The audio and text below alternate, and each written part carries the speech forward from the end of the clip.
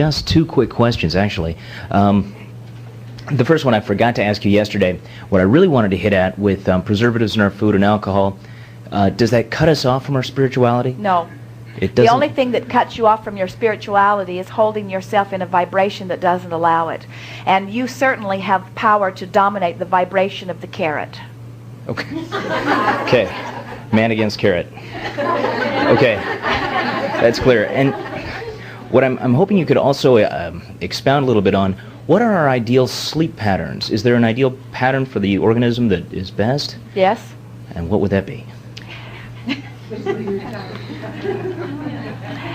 First, we want to explain to you the benefit of sleep. It isn't about resting, because you are resting even here as you are sitting on these chairs. The benefit of sleep is that you withdraw your consciousness from this physical realm. And when you withdraw your consciousness, you withdraw any pushing against or resistance. And when there is no resistance, then your body is able to align to its higher vibration. And so slumber is more about aligning vibration than anything. So it stands to reason that one who is more connected to the non-physical energy stream would require less sleep, or would want less sleep. But sometimes the opposite seems to occur, because another thing that happens is the more you acclimate to the higher vibration, the more you enjoy slumber, which is a high vibration. Catch 22. And so what we would encourage you to do, the natural rhythm of your body is, you see, when you slumber and your consciousness withdraws, even though your energies are being aligned, your body is not receiving movement, and your body really thrives with movement.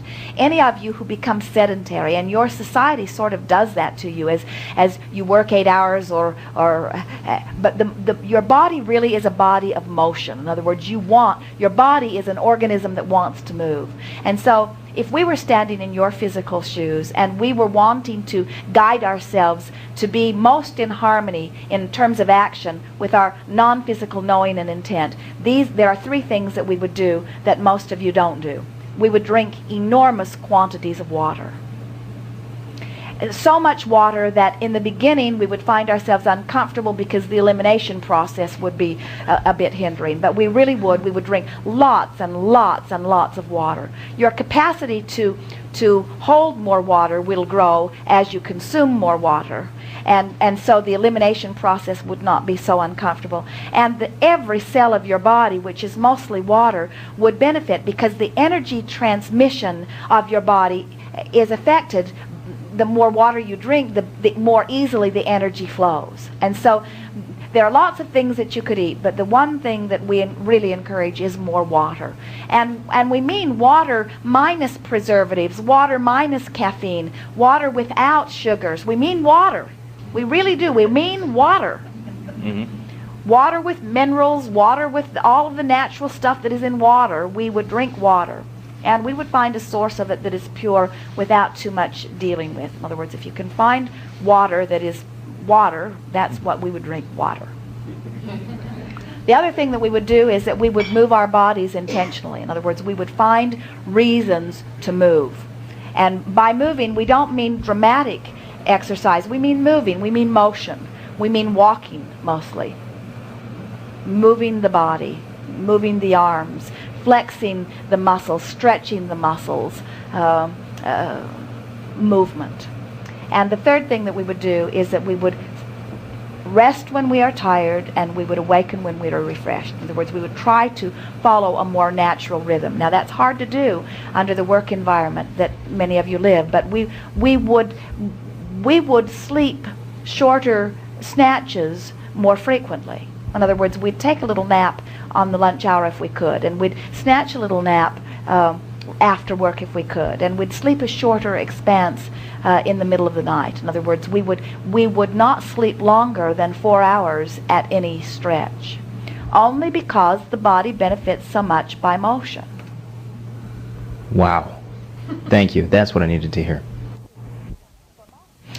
For most, that's going to be a difficult acclimation, because you've trained yourself to believe that you need 8 hours of sleep. Esther, every now and again, because they're traveling and they have an early flight, and She is doing many things before she gets ready for the flight. When she goes to bed, she will say, we only get to sleep 3 hours. And she will say to Jerry something like, sleep fast, or this is going to be a short night. And what she really means is, I'm not going to get enough sleep. And then what she discovered, and then often in that vibration she can't go to sleep. Even though she's only got 3 hours, she sees the clock ticking away, and she will say to Jerry, I don't think I slept at all. In other words, I laid here for 3 hours, but I'm not sure I even slept. And so we encouraged her to begin, rather than seeing this as a short night of deprivation, to see it as a long afternoon nap, a lazy long nap. We have enjoyed this interaction immensely. You are doing extremely well. Be easy about all of this. Relax, lighten up, laugh more, play more. Get your cork up there floating. And it is our promise to you that you will live happily ever after. We have enjoyed this immensely. There is great love here for you. We are complete.